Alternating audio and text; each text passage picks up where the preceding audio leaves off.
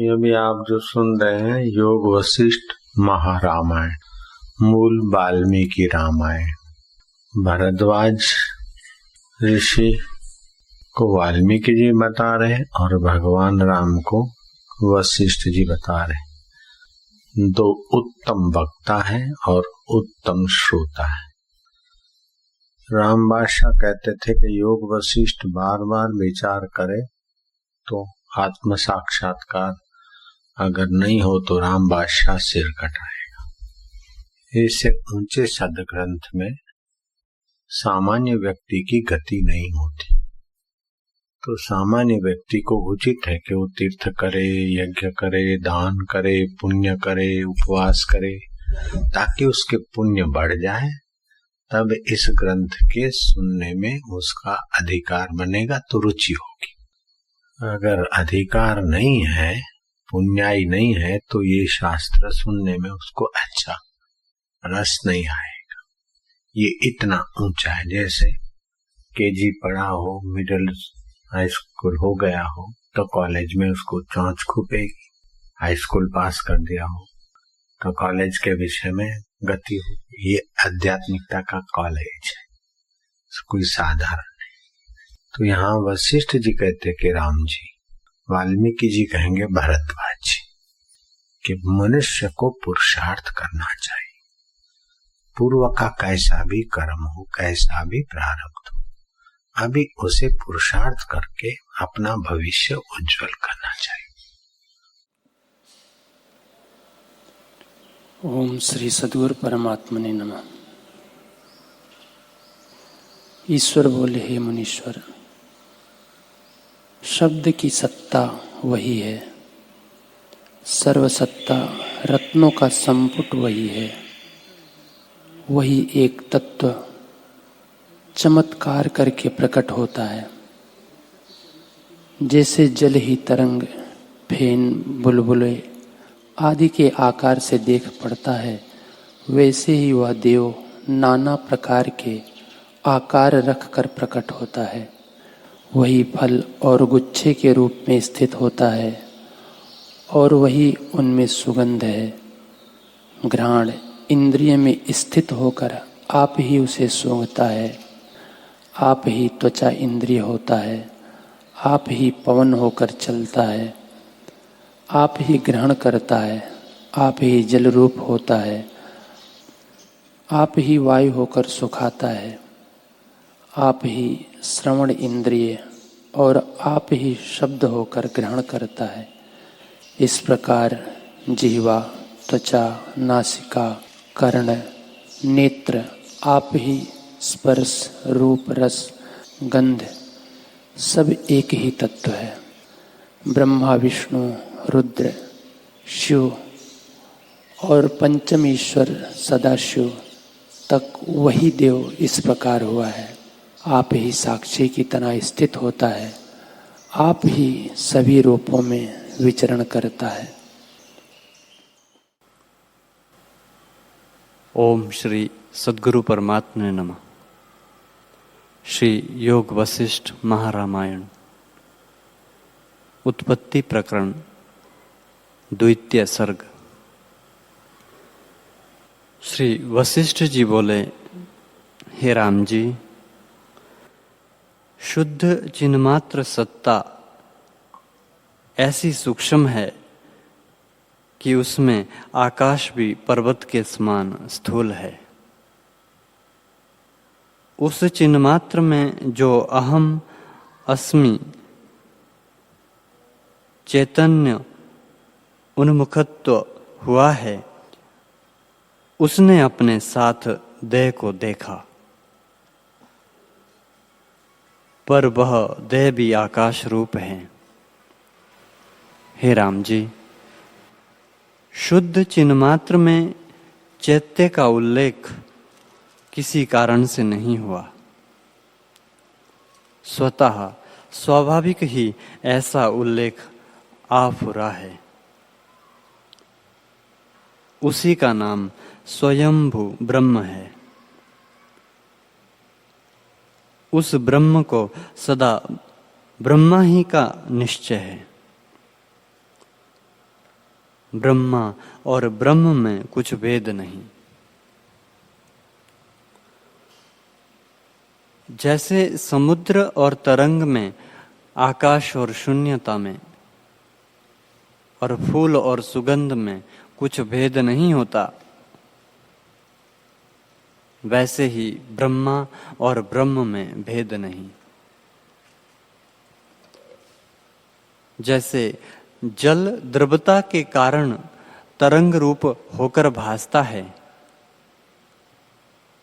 वैसे ही आत्मसत्ता चेतनता से ब्रह्मा होकर भासती है।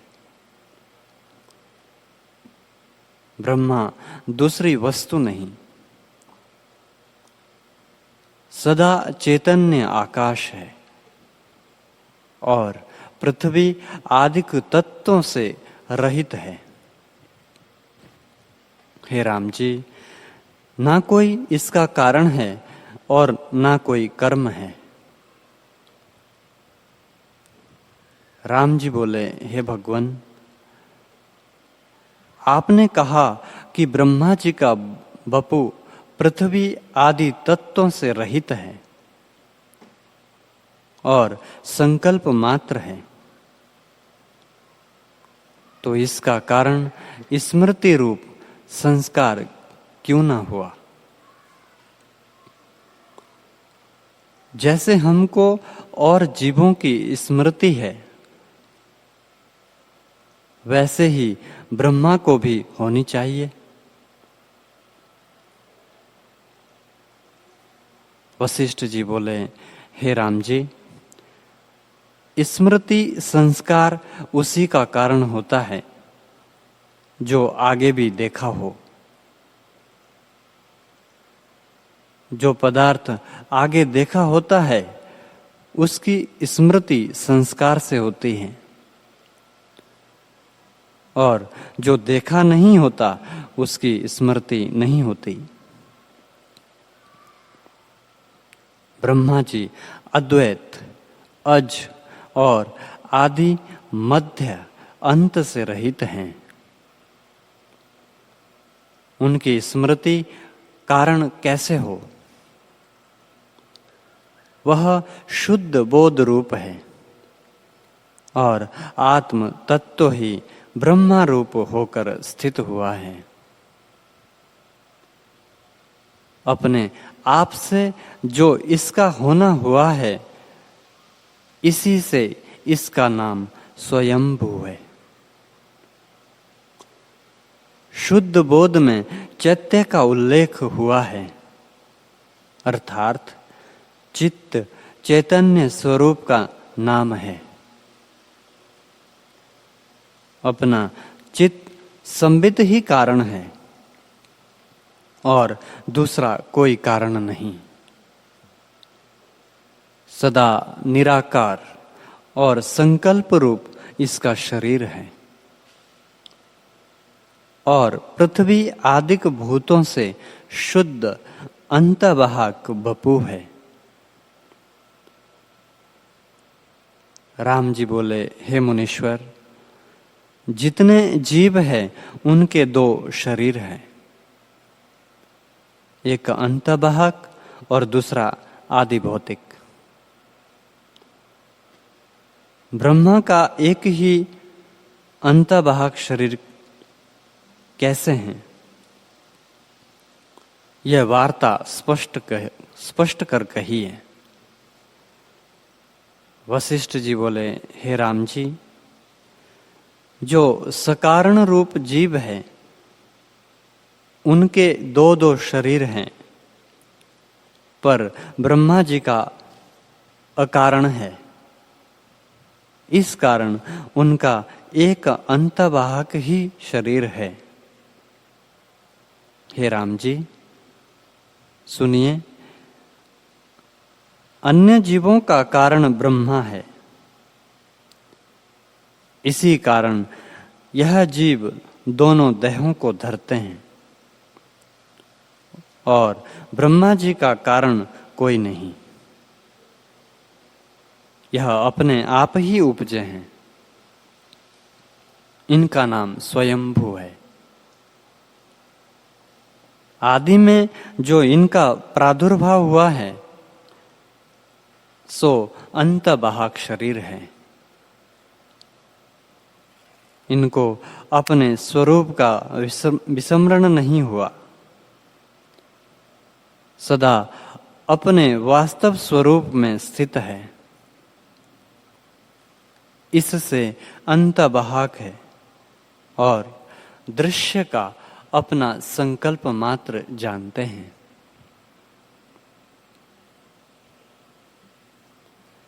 जिनको दृश्य में दृढ़ प्रतीति हुई उनको आदि भौतिक कहते हैं। जैसे आदि भौतिक जड़ता से जल की बर्फ होती है, वैसे ही दृश्य की दृढ़ता आदि भौतिक होते हैं। हे राम जी, जितना जगत तुमको दृष्टि आता है सो सब आकाश रूप है। पृथ्वी आदिक भूतों से नहीं हुआ, केवल ब्रह्म से आदि भौतिक भासते हैं। जैसे स्वप्न नगर आकाश रूप होता है, किसी कारण से नहीं उपजता और न किसी पृथ्वी आदिक तत्वों से उपजता है, केवल आकाश रूप है और निद्रा दोष से आदि भौतिक होकर भासता है।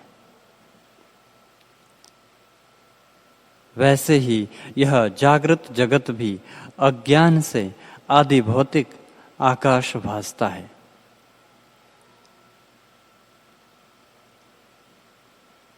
जैसे अज्ञान से स्वप्न अर्थाकार भासता है, वैसे ही जगत अज्ञान से अर्थाकार भासता है। हे राम जी, यह संपूर्ण जगत संकल्प मात्र है और कुछ बना नहीं।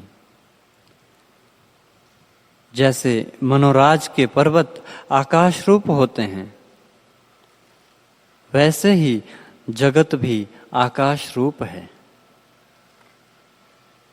वास्तव में कुछ बना नहीं। सब पुरुष के संकल्प हैं और मन से उपजे हैं। जैसे बीज से देश काल के संयोग से अंकुर निकलता है, वैसे ही सब दृश्य मन से उपजता है। वह मन रूपी ब्रह्मा है और ब्रह्मा आदिक मन रूप है। उनके संकल्प में जो संपूर्ण जगत स्थित है, वह सब आकाश रूप है, आदि भौतिक कोई नहीं। हे राम जी, आदि भौतिक जो आत्मा में भासता है सो भ्रांति मात्र है। जैसे बालक को परछाई में बेताल भासता है, वैसे ही अज्ञानी को जो आदि भौतिक भासते हैं सो भ्रांति मात्र है, वास्तव में कुछ नहीं। हे राम जी, जितने भासते हैं वे सब अंतबाहक हैं, परंतु अज्ञानी को अंतबाहकता निवृत्त होकर आदि भौतिकता दृढ़ हो गई है।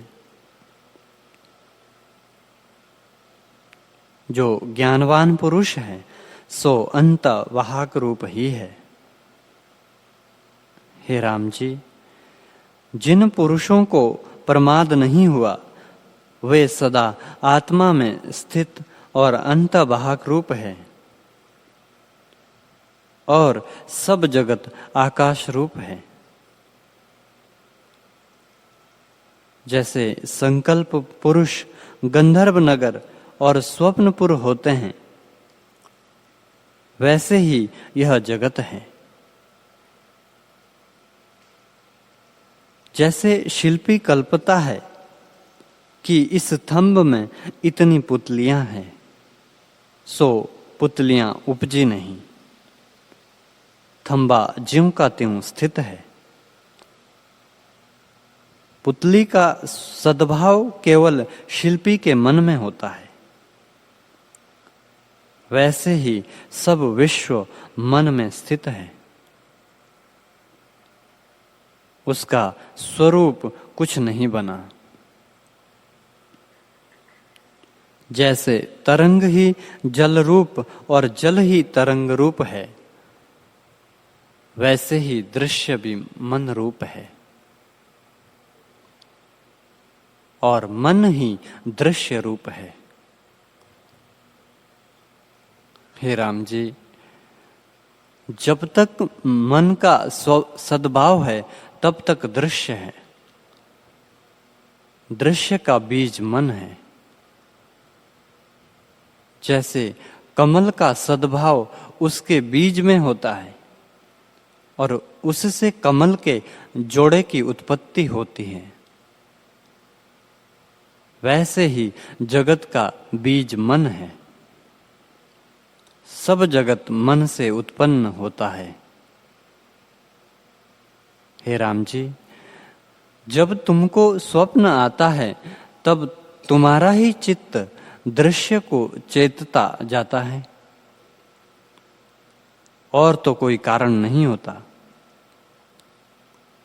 वैसे ही यह जगत भी जानना। यह तुम्हारे अनुभव की वार्ता कही है, क्योंकि यह तुमको नित्य अनुभव होता है।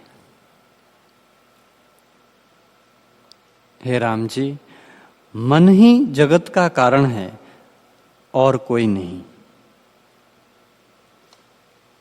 जब मन उपशम होगा तब दृश्य भ्रम मिट जावेगा। जब तक मन उपशम नहीं होता तब तक दृश्य भ्रम भी निवृत्त नहीं होता।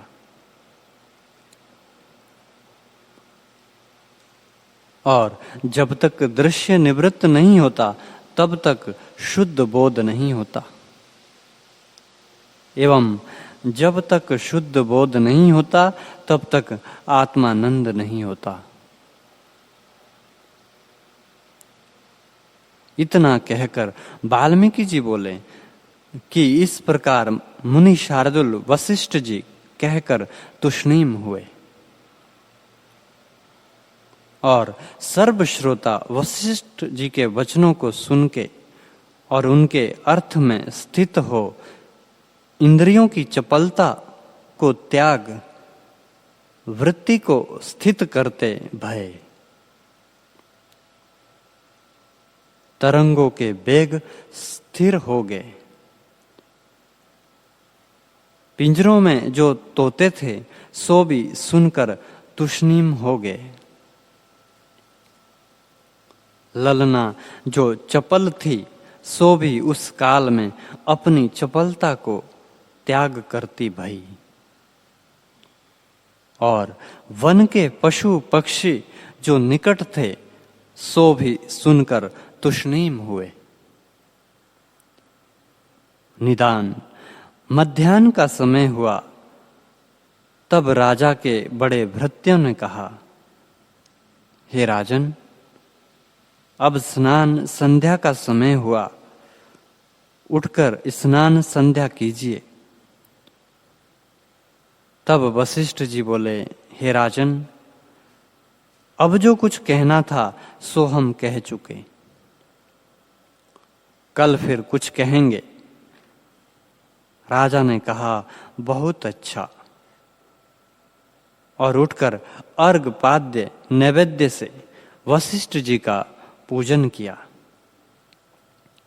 और जो ब्रह्मर्षि थे उनकी भी यथा योग्य पूजा की। तब वशिष्ठ जी उठ खड़े हुए और परस्पर नमस्कार कर अपने अपने स्थानों को चले। आकाशचारी आकाश को, पृथ्वी पर रहने वाले ब्रह्मर्षि और राजर्षि, पृथ्वी पर पातालवासी पाताल को, और सूर्य भगवान दिन रात्रि की कल्पना को त्याग कर स्थिर हो रहे हैं और मंद मंद पवन सुगंध सहित चलने लगी, मानो पवन भी कृतार्थ होने आया है। इतने में सूर्य अस्त होकर और ठोर में प्रकाशने लगे, क्योंकि संत जन सब ठोर में प्रकाशते हैं। इतने में रात्रि हुई तो तारागण प्रकट हो गए और अमृत की किरणों को धारण किए चंद्रमा उदय हुआ। उस समय अंधकार का अभाव हो गया और राजा का द्वार भी चंद्रमा की किरणों से शीतल हो गया, मानो वशिष्ठ जी के वचनों को सुनकर इनकी तप्तता मिट गई। निदान सब श्रोताओं ने विचार पूर्वक रात्रि को व्यतीत किया। जब सूर्य की किरण निकली तो अंधकार नष्ट हो गया। जैसे संतों के वचनों से अज्ञानी के हृदय का तम नष्ट होता है और सब जगत की क्रिया प्रकट हो आई, तब खेचर, भूचर और पाताल के वासी सब श्रोता स्नान संध्या कर अपने अपने स्थानों में आए और परस्पर नमस्कार कर पूर्व के प्रसंग को उठाकर राम जी सहित बोले, हे भगवान, ऐसे मन का रूप क्या है जिससे कि संसार रूपी दुखों की मंजरी बढ़ती है? वशिष्ठ जी बोले, हे राम जी, इस मन का रूप कुछ देखने में नहीं आता। यह मन नाम मात्र है, वास्तव में इसका रूप कुछ नहीं और आकाश की नाई शून्य है। हे राम जी, मन आत्मा में कुछ नहीं उपजा। जैसे सूर्य में तेज, वायु में स्पंद, जल में तरंग, सुवर्ण में भूषण, मरीचिका में जल है और आकाश में दूसरा चंद्रमा है, वैसे ही मन भी आत्मा में कुछ वास्तव नहीं है। हे राम जी, यह आश्चर्य है कि वास्तव में कुछ उपजा नहीं, पर आकाश की नाई सब घटों में बरतता है और संपूर्ण जगत मन से भासता है। असत रूपी जगत जिससे भासता है उसी का नाम मन है। हे राम जी, आत्मा शुद्ध और अद्वैत है। द्वैत रूप जगत जिसमें भासता है उसका नाम मन है और संकल्प विकल्प जो फूरता है वह मन का रूप है। जहां जहां संकल्प फूरता है वहां वहां मन है। जैसे जहां जहां तरंग फूरते हैं वहां वहां जल है, वैसे ही जहां जहां संकल्प फूरता है वहां वहां मन है। मन के और भी नाम हैं, स्मृति, अविद्या, मलिनता और तम। ये सब इसी के नाम ज्ञानवान पुरुष जानते हैं। हे राम जी, जितना जगजाल भासता है सो सब मन से उत्पन्न हुआ है और सब दृश्य मन रूप है, क्योंकि मन का रचा हुआ है, वास्तव में कुछ नहीं है। हे राम जी, मन रूपी देह का नाम अंतवाहक शरीर है। वह संकल्प रूप सब जीवों का आदि वपु है। उस संकल्प में जो दृढ़ आभास हुआ है उससे आदि भौतिक भासने लगा है और आदि स्वरूप का प्रमाद हुआ है। हे राम जी, यह जगत सब संकल्प रूप है और स्वरूप के प्रमाद से पिंडाकार भासता है। जैसे स्वप्न देह का आकार आकाश रूप है, उसमें पृथ्वी आदि तत्वों का अभाव होता है, परंतु अज्ञान से आदि भौतिकता भासती है। सो मन ही का संसरना है, वैसे ही यह जगत है। मन के फूरने से भासता है। हे राम जी, जहां मन है वहां दृश्य है और जहां दृश्य है वहां मन है। जब मन नष्ट हो तब दृश्य भी नष्ट हो। शुद्ध बोध मात्र में जो दृश्य भासता है सो ही मन है। जब तक दृश्य भासता है तब तक मुक्त न होगा। जब दृश्य भ्रम नष्ट होगा तब शुद्ध बोध प्राप्त होगा। हे राम जी, दृष्टा, दर्शन, दृश्य यह त्रिपुटी मन से भासती है। जैसे स्वप्न में त्रिपुटी भासती है और जब जाग उठा तब त्रिपुटी का अभाव हो जाता है और आप ही भासता है। वैसे ही आत्मसत्ता में जागे हुए को अपना आप अद्वैत ही भासता है। जब तक शुद्ध बोध नहीं प्राप्त हुआ तब तक दृश्य भ्रम निवृत्त नहीं होता। वह बाह्य देखता है तो भी सृष्टि ही दृष्टि आती है, अंतर देखेगा तो भी सृष्टि ही दृष्टि आती है और उसको सत्य जानकर राग द्वेष कल्पना उठती है। जब मन आत्मपद को प्राप्त होता है तब दृश्य ब्रह्म निवृत्त हो जाता है।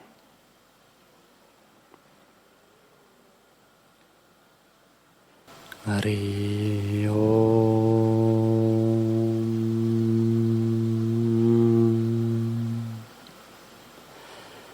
ओम सहनावतु सहना भुनक्तु सह वीर्यं करवावहै तेजस्विनामधीतमस्तु मां विद्विषावहै। ओम शांति शांति शांति। श्री सद्गुरुदेव भगवान की जय।